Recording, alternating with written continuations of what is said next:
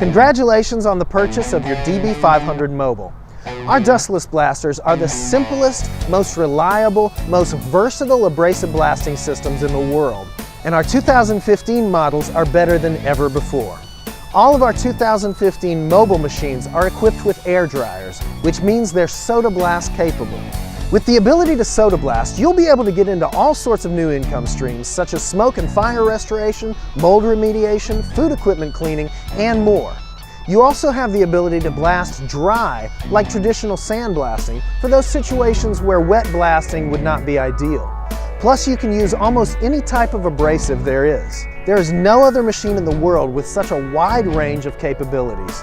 We've also added 2 large toolboxes and more cargo space, and the DB500 now includes a number 5 and number 6 nozzle for more flexibility. You now have at your disposal an incredible money-making tool, but first you're going to need to know how to use it, so let's get started. First, you need to set up your blast hose. Unroll the blast hose and twin line and lay them side by side. Screw your nozzle into the threaded end of the hose. Decide where you want to attach the dead man. This is just a matter of preference. Once attached, screw the twin line into the dead man red to red and green to green. Pull out the slack and attach your twin line to your blast hose so that it can't kink. I used zip ties, but when you cut the excess off, it leaves sharp edges, so duct tape or some other fastener might be better. You'll notice the twin line is longer than the blast hose. This is intentional. Now your blast hose is ready. First, we're going to look at how to do dustless blasting with the machine, and after that we'll go over how to do dry blasting and soda blasting. For dustless blasting, the first step is to fill the machine with water and abrasive. It's important to fill the machine with water before filling it with abrasive. The water pump will pump water from the reservoir into the blast tank. The water pump is pneumatic, so it needs air pressure to work, which means we'll need to go ahead and start our compressor. Before starting the compressor, make sure that the air inlet valve on the blast tank is closed and the blowdown valve is open, and connect the twin line to the bottom of the control manifold red to red and green to green. Crack open the service valve on the compressor right below the control panel. Just open it halfway. Put in your earplugs and turn the start dial to the start position and hold it there until the engine is running and the red light goes off. If your compressor doesn't start with these simple steps, please consult the compressor manual, which can be found inside the compressor canopy. Now that the compressor is running steadily, you can close this service valve and make sure the other service valve is open all the way. Now what we need to do is open a couple of ball valves so that our pneumatic pump can fill the blaster with water. Open the valve on the water tank, then follow the hose to the blast tank and open the water inlet valve. Open the blue valve on the side of the blast pot. This is called the overflow valve, and it simply allows the water to overflow when it reaches the proper level. Notice the metal warning tag on it and remember never to open it when the machine is under pressure. This small valve on the MT1 moisture separator sends pressure to the pneumatic water pump. It has a pressure regulator on it to ensure the pump never gets overloaded with pressure. There is no need to adjust the pressure regulator. Open the small valve and the pump will start sending water into the blast tank. This is a 30-gallon per minute water pump, so in about 45 seconds you should see water begin to pour out of the overflow valve. When you see water overflowing, close the small pump valve and close the overflow valve. Be absolutely sure to close the water inlet valve. Now we're ready to fill the machine with abrasive. You may need to pivot the pinch hose assembly out of the way of the fill cap. To do this, unlock the abrasive control lever by pulling it outward. Then you can swing the assembly out of the way. Before opening the fill cap, you need to make sure the machine is depressurized. Double check that the blowdown valve is open and the air inlet valve is closed. This will ensure that any pressure in the machine is released. Open the fill cap. If hold tight has not already been added to your water tank and you'll be blasting metal, pour in 28 ounces of hold tight now. If you want to learn more about the hold tight rust inhibitor, click here to watch a video about it. Or if you're on a smartphone, find the video link in the description. Now you've got to add your abrasive. Insert the fill funnel and dump in 4 bags or 200 pounds of recycled bottle glass or another abrasive of your choosing. Remember, when dustless blasting, only use abrasives that sink in water, such as glass, sand, garnet, or coal slag. Once the machine is full, remove the funnel and replace the fill cap, making sure to lock it. If you haven't already done so, attach the blast hose to the pinch hose and insert the safety pin. To pressurize the blast tank, close the blowdown valve and open the air inlet valve. This lever is used to adjust abrasive flow. Make sure that the abrasive lever is unlocked by pulling it out. It will naturally want to spring up, so don't let it hit you. Adjust the lever so that the head is about a ½ inch above the locked position. Then tighten the locking bolt to hold that setting in place.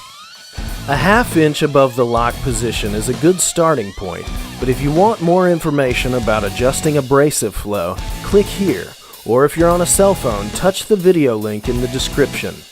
Make sure to open the vibrator valve located on the bottom of the control manifold to allow the pneumatic vibrator to shake the media down to the bottom of the cone during blasting. There's never any reason to close this. Now you're ready to blast. Simply depress the dead man to start blasting. Always wear proper protective equipment when blasting.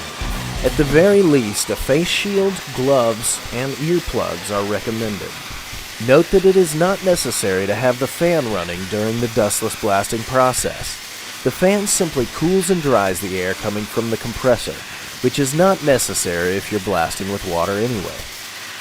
When you're ready to shut down the machine or when you need to refill it, remember to depressurize the blast tank by closing the air inlet valve and opening the blowdown valve.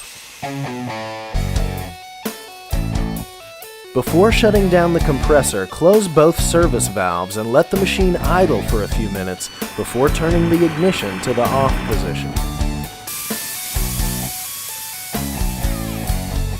Now let's take a look at how to do dry abrasive blasting. First, if you've been dustless blasting, you need to make sure to run all of the wet material out of the machine. You can do this simply by blasting it out. You can unscrew and remove the nozzle to make this process faster. Be sure to hold the hose really tight because there's a lot of force when doing this, almost like operating a fire hose. Every now and then stop blasting for about 10 seconds so the compressor can build up pressure again.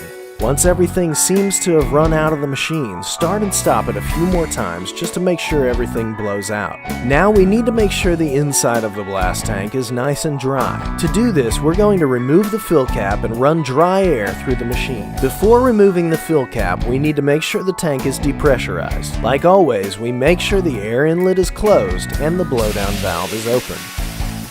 Once air stops coming through the blowdown, you can remove the fill cap and set it aside. Turn on the air dryer and crack open the ball valve on the bottom of the MT1 moisture separator just a little so that the moisture it collects can weep out. Make sure that nobody is standing near the open fill cap and crack open the air inlet valve 1/4 or 1/3 of the way. Air will start to blow through the inside of the blast tank and out through the open hole, blowing out any residual glass and drying the inside of the blast tank. Let it run this way for 4 to 5 minutes to make sure the inside of the blast tank is dry. Then close the air inlet valve. Now your machine is empty and dry and you're ready to add the blast media. Since there is no water in the machine, you now have more room for abrasive. Instead of just 4 bags of recycled glass, you can now put in 6 or so. You can also use other abrasives like garnet or sand. Since different abrasives have different densities, it's hard to say exactly how much weight you can add of each material. So just don't fill the machine past this line. Put the fill cap back on and pressurize the machine like always by closing the blowdown valve and opening the air inlet. You will need to close down the abrasive control lever more than you would for dustless blasting. A good starting point for dry blasting is 1/4 inch from the locked position, but it could be anywhere from 1/8 inch to 3/4 inches depending on your media's particle size. Again, click here to learn more about adjusting the abrasive lever or find the link in the description. Now you're ready to blast. For soda blasting, the process is exactly the same as for dry blasting, but it's even more important to make sure that the blast tank is completely dry. Baking soda is water soluble, so any water in the machine will cause the soda to become gummy, which will prevent it from flowing properly. After running air through the blast tank for 4 to 5 minutes, close the air inlet valve and feel around inside the machine to make sure everything is dry before adding the soda. You should be able to add about 5 bags of soda. Just don't fill it up past this line. If you're blasting something very delicate that can be damaged by a foreign piece of abrasive, such as a particle of residual glass, it may be a good idea to rinse the machine out with water. You can do this by removing the flange at the bottom of the blast cone and spraying the inside of the machine with water to flush out any stubborn particles. You may also want to remove the flange if you have a lot of media still in the machine and don't want to waste time or diesel blasting it out. Instructions for removing the flange can be found within your user's manual. Now you know how to dustless blast, dry blast, and soda blast with your DB500 Mobile. All that's left to do is get out there and make some money.